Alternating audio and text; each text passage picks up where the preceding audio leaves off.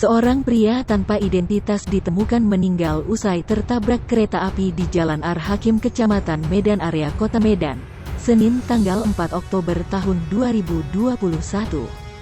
Menurut penjaga palang perlintasan kereta api, Aziz mengatakan korban awalnya duduk di pinggiran kereta api seorang diri. Setelah itu, melintas kereta api Siantar Express dari arah Pemateng Siantar, menuju Kota Medan. Aziz mengungkapkan, korban terlihat masih muda, memiliki ciri-ciri mengenakan baju berwarna hitam bersih dan celana warna hitam.